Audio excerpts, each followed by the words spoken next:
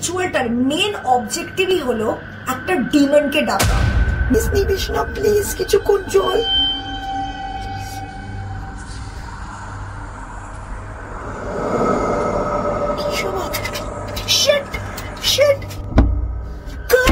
দরজা খুলছে না কেন নাকি?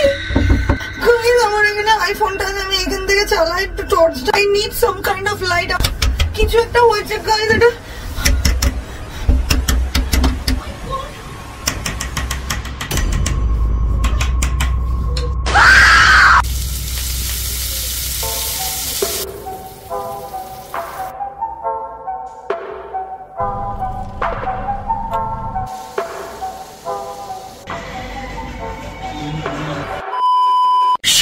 উঠিয়া আমি মনে মনে বলি সারাদিন যেন আমি তোমাদের কথা মতো চলি। আমি কি খাবো, কি পরবো, কোনো কিছুই আমি ডিসাইড করবো না। ডিসাইড করবে তোমরা, আমার সাবস্ক্রাইবার্স, মানে আমার বং ইনফাইনাইট ফ্যামিলি। তোমাদেরকে ফার্স্ট কোয়েশ্চেন করেছিলাম হোয়াট শুড আই ওয়্যার, আর এখানে অনেক অপশন এসছে। আর যে অপশনটা আমি চুজ করেছি সেটা হচ্ছে ফ্রম সায়ন্তিকা পূজা। ও লিখেছিল দিদি তুমি যাতে কমফোর্টেবল। আমি তো শুধু একটা জিনিসেই কমফোর্টেবল, টি শার্ট সবটাই। এবার আমরা চেক করবো ব্রেকফাস্টে কি খাবো। কমেন্ট এসছে যেটা একদম আনকমন ছিল, সেটা হচ্ছে দিদি তুমি ব্রেড উপমা করে খাও, দারুণ লাগে, ট্রাই করো। কিছু ইনগ্রেডিয়েন্ট দরকার যেটা এখানে আছে। এখানে আছে পেঁয়াজ কুচি, টমেটো কুচি, কারি পাতা, আদা রসুন কুচি, তার সাথে ধনে পাতা আর কাঁচা লঙ্কা। দু ধরনের ফোড়ন লাগে, একটা হচ্ছে গোটা জিরে আর একটা হচ্ছে সর্ষে। আর অফকোর্স আমাদের মেন আরেকটা ইনগ্রেডিয়েন্ট হচ্ছে হিং। পেঁয়াজ কুচি, কারি পাতা, লঙ্কা কুচি, সঙ্গে আদা রসুন কুচি, টমেটো কুচি দিয়ে অল্প হলুদ আর তার সাথে লঙ্কার গুঁড়ো আর গরম মশলা দিয়ে সিক্রেট ইনগ্রেডিয়েন্ট যেটা হচ্ছে টমেটো সস। আর ভালো করে মাখো মাখো হয়ে গেলে মশলাটা কুচিয়ে রাখা ব্রেডগুলোকে দিয়ে একদম নাড়িয়ে চাড়িয়ে মিক্স করিয়ে ওপর থেকে হালকা একটু চাট মশলা আর তার সাথে অল্প ধনে পাতা ছড়িয়ে নিলেই আমাদের ব্রেড উপমা কিংবা সিন্ধি ভাষায় সেল ব্রেড একদম তৈরি। তো গাইস আমাদের সকালের ব্রেকফাস্ট একদম তৈরি। তো গাইস চলো ব্রেকফাস্টটা করা যাক, কারণ এর মধ্যে হালকা একটু লেবু চিপে নিয়েছি by the way. Let's try.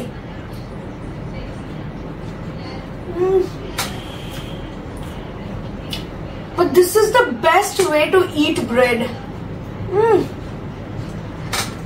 সুন্দর চটপটা ফ্লেভার আর লেবুটা ছড়িয়ে দিয়েছি বলে একটা টকটক ভাব, অসাধারণ।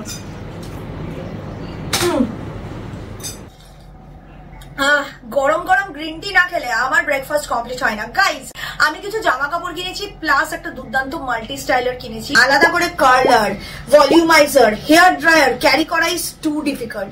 মাল্টি স্টাইলার যেটা দিয়ে অনেক রকম স্টাইল করা যাবে উইল বি পারফেক্ট। আমি আমার জন্য নিয়েছি আগারোর এই 6-in-1 মাল্টি স্টাইলারটা। এভাবে দেখে তো মশালের মতো লাগছে, বাট এর সাথে অনেকগুলো অ্যাটাচমেন্ট আছে। একটা ড্রাইং নজল, দুটো left and right colour nozzle, combing brush, smoothing brush, আবার একটা ভলিউমাইজিং ব্রাশও। সবার আগে চলো ভেজা চুলটা শুকিয়ে নেওয়া যাক। এই ড্রায়ারটাতে আছে 1,10,000 RPM হাই স্পিড, চুল শোকায় 50% ফাস্টার। চুলটা আঁচড়ানোর জন্য এর সাথে আছে একটা হেয়ার ব্রাশের অ্যাটাচমেন্ট। এই হেয়ার ব্লো ড্রায়ারটা এমিট করে 500 মিলিয়ন নেগেটিভ আয়ন্স, যার জন্য ফ্রি হেয়ার স্টাইল করা যায় আর হেয়ারটা হেলদি, শাইনি আর ভলিউমিনাস লাগে। এবার তোমরা যদি একটা স্ট্রেট আর স্লিক লুক চাও, এর সাথে আসা স্মুথনিং ব্রাশটা ইউজ করতে পারো। এটাকে ব্যবহার করে চুলে একটা স্লিক স্ট্রেট লুক আসবে আর চুলটাও স্মুথ দেখা। এতে আছে 3টে হিট সেটিং আর 3টে এয়ার ফ্লো সেটিং, নিজের মতো করে প্রেফারেন্স ওয়াইজ সেট করতে পারবে। কালারটা ইউজ করেই দেখো বিকেলে কেরম সেজে গুজে বেরোবো। একটু স্নিক পিক দিয়ে দিচ্ছি যে চুলটা কি করে স্টাইল করলাম। একটু লক অফ হেয়ার এই কালারটা সামনে রাখো and it will automatically wrap the hair and curl it. একদম ম্যাজিক। লেফট আর রাইট ওয়েতে কার্ল করার জন্য আলাদা আলাদা নজল আছে।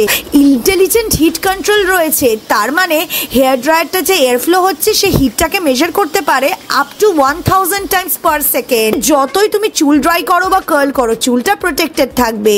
ফাইনালি একটা দারুণ ভলিউমাইজার ব্রাশও আছে, এটা ব্যবহার করে চুলে একটা দারুণ ভলিউম অ্যাড করা যায়। দেখো চুলটা উপর দিকে কিরম চ্যাপটা ছিল, কিন্তু ভলিউমাইজারটা ব্যবহার করার পর চুলের মধ্যে কত সুন্দর ক্রাউন এরিয়াতে একটা ভলিউম চলে এলো, দেখতে পাচ্ছ?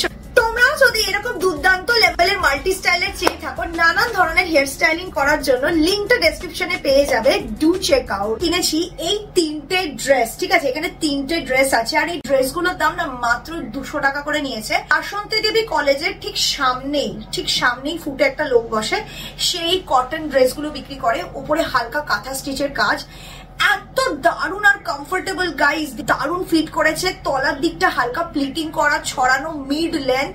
তোমাদের কেরম লাগলো নিচে কমেন্ট করে অবশ্যই জানাবে। নেক্সট যেটা কিনেছি গাইস সেটা হচ্ছে এই সুন্দর পার্পল কালারের শরারা সেটটা ফ্রম দ্য ব্র্যান্ড ইন্দাস। তো 2500 টাকার মধ্যে আমি এই সেটটা পেয়েছি, আর সামনে সুন্দর এমব্রয়ডারির কাজ, ফুল স্লিভ, হাতটা একটু শিয়ার, আর নিচের যে ঘেরটা দেখছো শরারা প্যান্টের, খুব সুন্দর একদম। কেরম লাগছে গাইস নিচে কমেন্ট করে জানিও। তো গাইস ফাইনালি আমি কিচেনে চলে এসেছি। আজকে আমরা সবার আগে লাঞ্চে বানাবো মুড়ি ঘন্ট। মুড়ি ঘন্ট আমার একটা খুব ফেভারিট রেসিপি বলতে পারো, আর প্রথমবার তোমাদের সাথে শেয়ার করছি। তো মুড়ি ঘন্ট বানানোর জন্য আমাদের চাই কাতলা মাছ বা রুই মাছের মাথা। কাতলা মাছের মাথা দিয়ে ভালো হয়, কারণ বড় সাইজের মাথা দিয়ে টেস্ট লাগে, ফ্লেভারটা ভালো আসে। তো মাথাটাকে দেখো ভালো করে হলুদ নুন মাখিয়ে আগে ভেজে তুলে নিয়েছি। মুড়ি ঘন্ট বানানোর সবচেয়ে মেন ইনগ্রিডিয়েন্ট হচ্ছে গোবিন্দভোগ চাল। প্রথমে পেঁয়াজটা দেখো ডুমো ডুমো করে কেটে আলগা ভেজে নিয়েছি, তার মধ্যে গোবিন্দভোগ চালটা হালকা সাঁতলে নিয়ে তুলে সাইড করে রেখে দেবো। এবার সবার আগে আমরা গ্রেভির যে মশলাটা আছে সেটা প্রিপেয়ার করব, চালটা পরে অ্যাড হবে। গোটা গরম মশলা, তেজপাতা, গোটা জিরে, তার মধ্যে আদা রসুন বাটা, পেঁয়াজ বাটা, লঙ্কার গুঁড়ো, হলুদ গুঁড়ো, জিরে গুঁড়ো, অল্প ধনে, আর তার সাথে নুন স্বাদ মতো। তোমরা অনেকেই ভাবতে পারো যে তুমি তো আমাদের পছন্দের লাঞ্চ খেলে না, তো বলি কোয়েশ্চেন করেছিলাম লাঞ্চ কি খাবো, তোমাদের মধ্যে বেশিরভাগেরই বলেছিলে হোমমেড একটা জব্বর থালি খেতে। আমাদের অপশনগুলো দিয়েই আমি বানাচ্ছি একটা জব্বর থালি। মশলাটা কষে গেলে চাল আর পেঁয়াজ ভাজাটা দিয়ে দিয়েছি, আর সঙ্গে মটরশুঁটি আর ভেজে রাখা মাছের মাথাটাও দিয়েছি। অনেকটা জল অ্যাড করে কাঁচা লঙ্কা ছড়িয়ে দিয়েছি, আর তার সাথে কাজু বাদাম আর কিশমিশ দিয়ে দিয়েছি। মুড়ি ঘন্ট এখানে হচ্ছে, ওইদিকে চলো আমরা এই ফাঁকে চিকেনটা বসিয়ে দিই। আমার লাস্ট ভিডিওতে একজন কমেন্ট করেছিল দেশি মুরগিকে মাটনের মতো কেরম বানাবো, ভাবে তোমরা মাটন কষা বানাও সেভাবেই মুরগিটা বানাবে। প্রথমে পেঁয়াজটা ভালো করে ভেজে নেবে গোটা গরম মশলা তেজপাতার সাথে, তারপর দিয়ে দেবে আদা রসুন পেঁয়াজ বাটা শুকনো লঙ্কা, তার সাথে হলুদ জিরে আর লঙ্কার গুঁড়ো। মাটনে যেহেতু রসুনটা একটু বেশি যায়, সেরকম দেশি মুরগিতেও রসুনটা একটু সামান্য বেশি দেবে। এবার আমি যে দইটা দিয়েছি এর মধ্যে অল্প পোস্ত আর কাজু বেটে দিয়ে দিয়েছি। এটা একটা খুব সুন্দর বিয়ে বাড়ির মতো ফ্লেভার আসে, একটা দারুণ একটা থকথকে একটা ক্রিমি টেক্সচার আসে। কখনো ট্রাই করে দেখো, অ্যাবসলিউটলি টেস্টি। আর দেখো আমাদের মুড়ি ঘন্টটাও কিন্তু অন্যদিকে হয়ে গেছে, জলটা আরেকটু কমে গেলেই আমরা বেড়ে ফেলছি। তো গাইস আমাদের মুড়ি ঘন্ট দেখো প্রায় হয়ে গেছে, চালটাও সিদ্ধ হয়ে এসছে। ভাত, মুড়ি ঘন্ট আর মাংসটাও কষে গেলে গরম মশলা ছড়িয়ে আমরা নামিয়ে নিয়েছি, সঙ্গে স্যালাড। এবার এই জব্বর থালিটা খাবো, খেয়ে পেট পুজোটা সেরে লাঞ্চটা কমপ্লিট করবো। অবভিয়াসলি আমরা মুড়ি ঘন্ট দিয়েই শুরু করব, কারণ আমাদের আবার খেয়ে দিয়ে রেডি হয়ে বেরোতে হবে, কারণ আজকে আমরা বাইরে বিকেলের খাওয়া দাওয়া আর ডিনার ফিনার সব বাইরেই করব।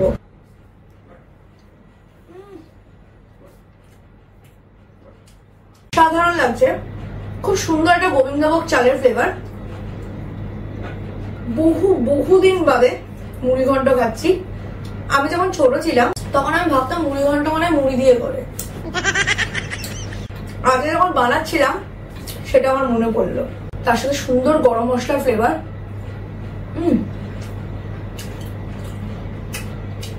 আমি চট করে আগে খাবারটা খেয়ে নিই, কারণ আমাদের আবার বেরোতে হবে। 1 hour later. আমাদের লাঞ্চ কমপ্লিট। এবার চলো আমরা চটজলদি রেডি হয়ে যাই। বাইরে বেরোবো তো অবভিয়াসলি হাফ প্যান্ট আর টি শার্ট পরে না, কিছু তো ভালো পড়তে হবে। তো আমি তোমাদের দেওয়া অপশন গুলো আবার ঘাটছিলাম, আর এখানে অ্যালবাট্রস, পূর্বাশা, আর তারপর প্রভাত চন্দ্র সরকার। বেসিক্যালি ও বলেছে ইন্ডিয়ান ড্রেস, আবারও কালারও দিয়েছে পার্পল। আর আজকেই আমি তোমাদের সাথে হলে একটা পার্পল সালোয়ার শেয়ার করেছিলাম, তো আমার মনে হলো পারফেক্ট, কেন না ওই ইন্ডিয়ানটা পরি আর ওই পার্পল সালোয়ারটাই পরি। স্পেশাল রিকোয়েস্ট, আমার নামটা একটু তোমার ভিডিওতে বলো। আমার নাম হচ্ছে মাসরুবা জামান মিমা। হাই, তোমার রিকোয়েস্ট আমি রাখলাম। আচ্ছা, কাকলি আবার একটা স্পেশাল রিকোয়েস্ট করেছে, লিখেছে প্লিজ প্লিজ প্লিজ ভিডিওতে একবার আমার নামটা নিও দি প্লিজ, কাকলি 3951। তো গাইস ফাইনালি আমি জামা পরে রেডি হয়ে গেছি, বিরিয়ানি খেতে যাচ্ছি। সেটা হচ্ছে দাদা বৌদির বিরিয়ানি, মানে লাস্ট আমি 6 মাস আগে খেতে গেছিলাম। আর আমার আজকে ইচ্ছা প্রপার ব্যারাকপুরের দাদা বৌদিতে খেতে যাওয়ার, নাকি সোদপুর। আচ্ছা, তৃষা 97 বলেছে আমি ফিশ ফ্রাই খাই। আমি জানি না ফিশ ফ্রাই খাবো কিনা, বাট ট্রাই করতে পারি যদি পেটে জায়গা থাকে।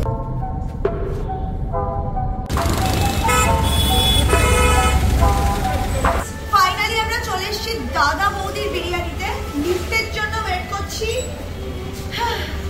প্রচন্ড খিদে পেয়েছে, অনেক দূর থেকে আসছি, চলে যাওয়া যাক।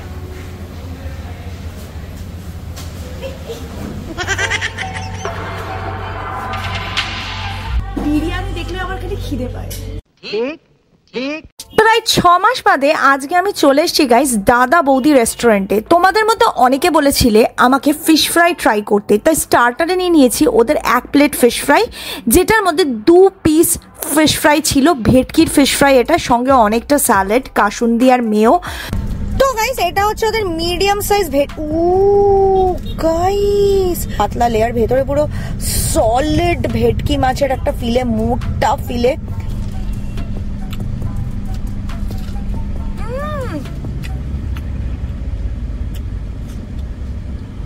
বাইরের লেয়ারটা অতি পাতলা, মাছের সাথে পুরো ইনফিউজ হয়ে গেছে। তো যখন তুমি বাইট করছো না, you get a crispy layer, যেটা ব্যাটার দিয়ে প্যাঙ্কো ফ্রাই দিয়ে করা হয়েছে, হালকা ধনেপাতার ফ্লেভার, আর ভেতর you are getting the juicy and tender bhetki মাছ।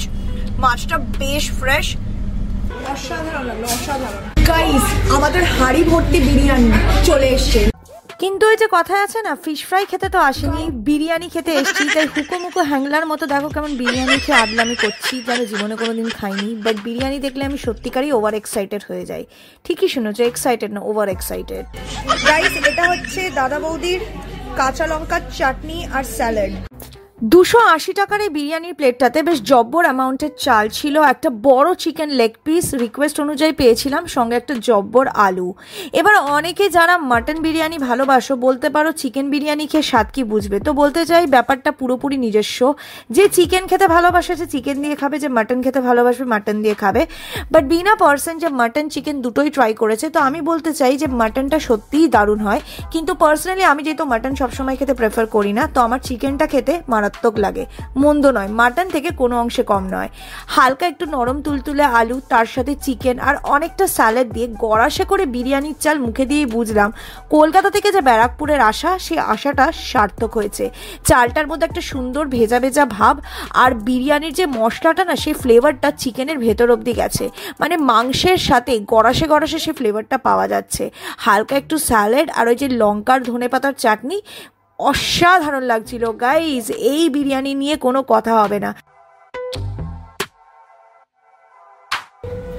এত গান বাজছে, কথা বলতে পারছি না। খাওয়া কমপ্লিট করি, বেরোই, তারপর দেখা করছি, দেখতে থাকো। আজকে আমি তোমাদের রিকোয়েস্টে ভূতের সাথে ডেটে যাব। কোথায় জানো? আমার ক্লোজেটে। এই রিচুয়ালটা করার আগেই বলে দিতে চাই, তোমরা প্লিজ ভুলেও এটা ট্রাই করো না। কারণ আমি যতই মজা করি না কেন, আমি মজাটা দিয়ে ভেতরের ভয়টা ঢাকার চেষ্টা করছি। এই রিচুয়ালটা করতে গিয়ে I might get possessed.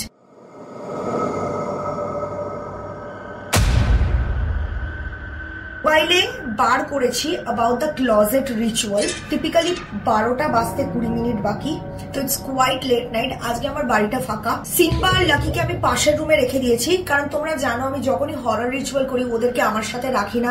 Trust me, এটার সম্বন্ধে এত ভয়ঙ্কর জিনিসপত্র লেখা আছে না। এই রিচুয়ালটার মেন অবজেক্টিভই হলো একটা ডিমনকে ডাকা। Not a spirit, not a ghost, but a Demon. খুবই সিম্পল, শুধুমাত্র ম্যাচ বক্স লাগবে, নাথিং এলস। আমি চাই আমি যখন রিচুয়ালটা করব, এই বাইরের রুমটাতে কি হচ্ছে সেটাও রেকর্ড হোক। তো তার জন্য আমি আমার ওয়ার্ক ডেস্কের ওপর এই ক্যামেরাটা অন করে রেখে দেবো। তো গাইস আমি এখানটা ক্যামেরাটা লাগিয়ে দিচ্ছি, লাইটটাকে নিভিয়ে দেবো, কারণ আমাকে জায়গাটা অন্ধকার রাখতে বলেছে। এটা হচ্ছে আমার ক্লোজেট। আমি দেখো ওপর পার্টটাকে পুরো খালি করে নিয়েছি। এই ক্লোজেটটার ভেতরেই আমি রিচুয়ালটা করব। I know I am taking a huge risk, কারণ ক্লিয়ারলি মেনশন করা ছিল যে আমি যেন এমন কোনো ক্লোজেট ব্যবহার করি যেটা ডেইলি লাইফে ইউজ হয় না। আমার কাছে একটাই বড় ক্লোজেট আছে যেটা আমাকে ইউজ করতে হয়। একটু একটু ট্রাই করি। হ্যাঁ, ট্রায়াল চলছে।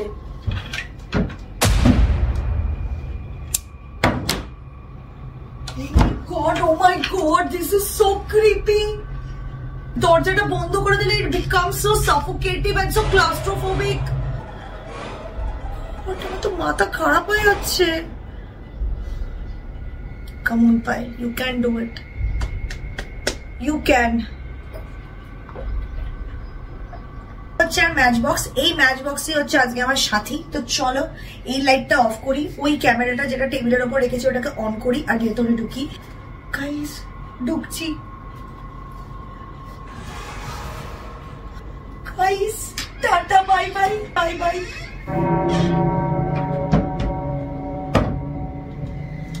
আমাকে ভয় লাগছে। শিবজি, ফলো মাই ভয়েস। আমার ভেতরে না ভীষণ একটা অস্বস্তি ফিল হচ্ছে, বাট এই রিচুয়ালটার প্রথম রুল অনুযায়ী দরজাটা বন্ধ করে দরজার দিকে ফেস করে আমাকে আগে 2 মিনিট সাইলেন্টলি বসতে হবে।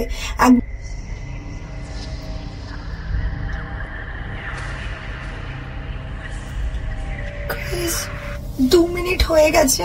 ম্যাচটাকে হাতে হোল্ড করে নিয়েছি, হাতে একটা ম্যাচস্টিকও নিয়ে নিয়েছি, আর লাউডলি আমাকে একটা মন্ত্র চ্যান্ট করতে হবে। যদি কোনো রকম হুইসপার বা আওয়াজ পাই তাহলে আমাকে 1 সেকেন্ডের মধ্যে এই ম্যাচটাকে জ্বালিয়ে ফেলতে হবে। আর যদি ম্যাচটা না জ্বলে, কোনো কারণে আমি জ্বালাতে না পারি, আই ডোন্ট নো কি হবে তাহলে। আর আমি ওয়েট করে সেটা দেখতে চাই না হওয়ার জন্য। লাইটটা নিভিয়ে দিচ্ছি, কারণ এরপর আর লাইট জ্বালাবার নিয়ম নেই।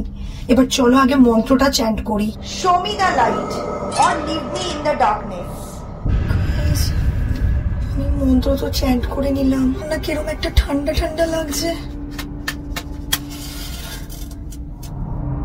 প্লিজ নিবিস না,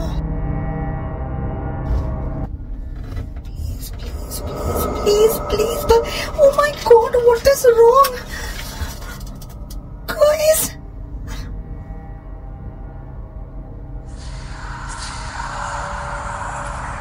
swear guys, কিরকম একটা আওয়াজ হলো। Shit, oh my God. আমি না কিরকম একটা আওয়াজ পাচ্ছি, I swear. আবার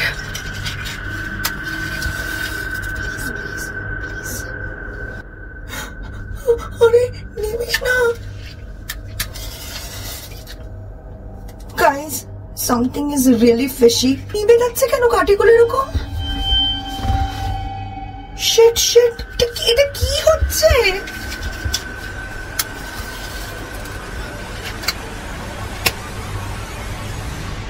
Oh my God! কারণ আমার কাছে আর একটাই কাঠি, এটাই আমার লাস্ট কাঠি। Shit, shit, না আরেকটা আছে, আরেকটা আছে, আরেকটাই কাঠি।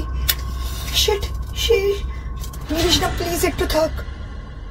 Guys, this is so creepy. Please নিবিস না প্লিজ, কিছুক্ষণ জল।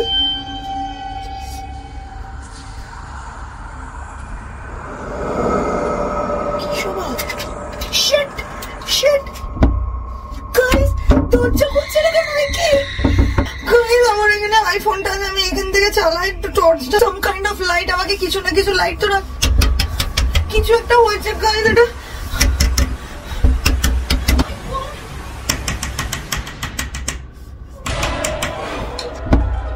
গাইস, দরজা খুলছে না কেন? কি? Oh my God, guys, তাড়াতাড়ি বেরো।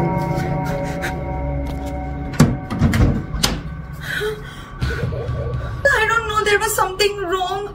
আমি ভেতর থেকে কন্টিনিউয়াস নক করছিলাম, বাট দরজাটা কোনো কারণে খুলছিলই না। কিন্তু তুমি দেখো দরজাটা কিন্তু লক নেই, দেখো। What the fuck?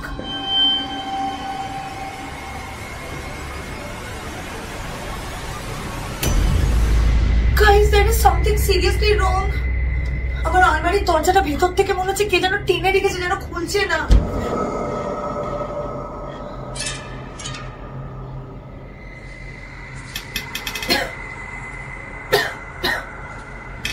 এখন লাইট জ্বালিয়ে দিচ্ছি। প্রত্যেকটা ম্যাচ দেখো কত বড় বড় কাঠি। আমি গঙ্গা জল নিয়ে এসেছি, আমার মনে হয় আলমারিতে একটু গঙ্গা জল ছড়িয়ে দেওয়াই বুদ্ধিমানের ব্যাপার হবে। This is so freaking creepy. তো গাইজ আমি ভিডিওটা এন্ড করে দিচ্ছি। আমি জানি না কি হচ্ছে, যখন থেকে আমি এই রিচুয়ালটা করেছি না, something or other is going wrong. তার মধ্যে এই নিয়ে 2-3 বার না আলমারিটা অদ্ভুত ভাবে